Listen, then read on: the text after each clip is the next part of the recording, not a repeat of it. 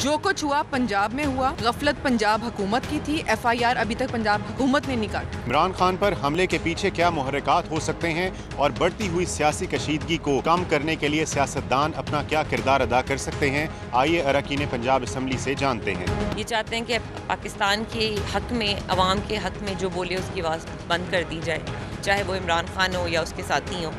कल हमारे साथियों के साथ जो हुआ वो बहुत दिल बर्दाश्ता था। आपको भी पता है कि मॉडल टाउन में क्या हुआ, आपको भी पता है कि 25 तारीख को क्या हुआ, आपने भी देख लिया है कि वजीराबाद में क्या हुआ।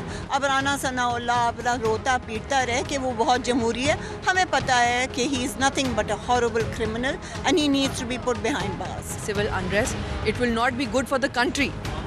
जो कुछ हुआ पंजाब में हुआ, गफलत पंजाब हुकूमत की थी। FIR अभी तक पंजाब हुकूमत ने निकाली। अगर आपका दिल करता है कि अगर आप ये तो जब मार्च शुरू हुई थी तब से ये 3-4 नाम जो हैं ऑन द वो थे, लेकिन हमारी आवाम बहुत इमोशनल आवाम है, ठीक है ना।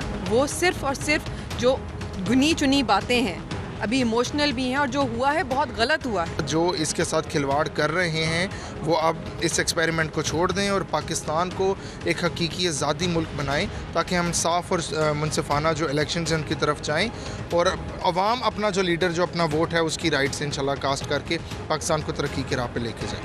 PTI के अरकान पंजाब असम्बली का कहना है कि इमरान खान उनकी रेड लाइन थे जो क्रॉस हो चुकी है।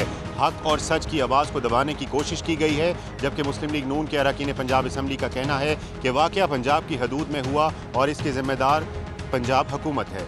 कैमरामैन तारिक महमूद के साथ उमर फारूक, डॉन न्यूज़, लाहौर।